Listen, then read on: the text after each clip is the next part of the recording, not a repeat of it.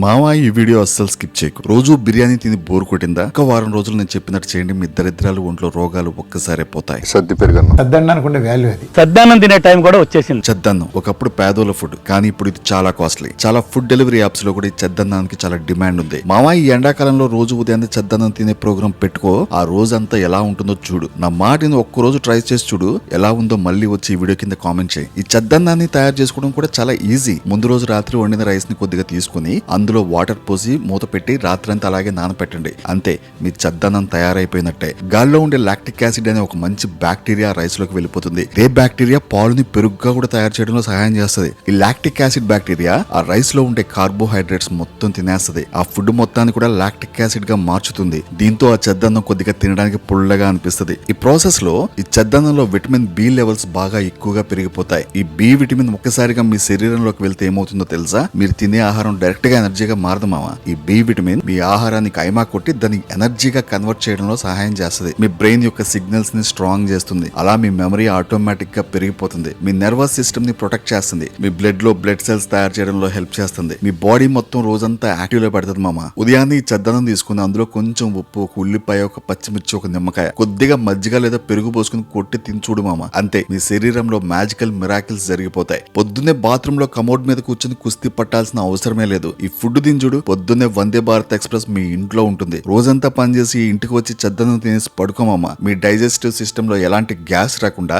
మీ digestive system ని clean and neat గా maintain చేస్తుంది. నీ గర్ల్ ఫ్రెండ్ కూడా నీకు ఇంత ప్రశాంతత ఇచ్చుండదు మామ. అంత ప్రశాంతంగా ఉంటుంది. కొంతమంది చెద్దనంలో తాలింపు లేదా పోపు గింజలు వేసి తింటూ ఉంటారు. అలా చేయకండి. ఆ పోపు గింజలు వేడివేడిగా చెద్దనంలో కలపడం వల్ల ఆ చెద్దనంలో ఉండే బెనిఫిట్స్ ని కోల్పోతారు. ఈ చెద్దనాన్ని కేవలం 8 నుండి 12 గంటల మధ్యలోనే ఫెర్మెంటేషన్ జరగాలి మామ. ఎక్కువసేపు ఫెర్మెంటేషన్ జరిగితే అందులో ఉండే లాక్టిక్ యాసిడ్ అనే ఒక మంచి బ్యాక్టీరియా ఎక్కువ పుల్లగా తయారైపోతాడు. అప్పుడు అపరిచితుడి సినిమాలో విక్రమ్ లా మీ కడుపులో రకరకాల యాక్టింగ్స్ మొదలు పెడతాడు. మీ కడుపుని, మీ డైజెస్టివ్ సిస్టమ్ ని నాశనం చేస్తాడు. అందుకే ఎక్కువసేపు ఫర్మెంటేషన్ అనేది జరగకూడదు. మీరు కూడా ఎప్పుడైనా ఇలాంటి చెద్దనం తిని అబ్బా ఏ ముందురా అనుకున్న సందర్భం ఉంటే మీ అభిప్రాయాలు కామెంట్ రూపంలో తెలియచేయమా, మనం మాట్లాడుకుందాం. ఇంకా మీకు ఇలాంటి ఇన్ఫర్మేషన్ వీడియోలు కావాలంటే ఛానల్ సబ్స్క్రైబ్ చేసుకుని బెల్ ఐకాన్ ప్రెస్ చేసి నోటిఫికేషన్ చాలా పెట్టుకోండి.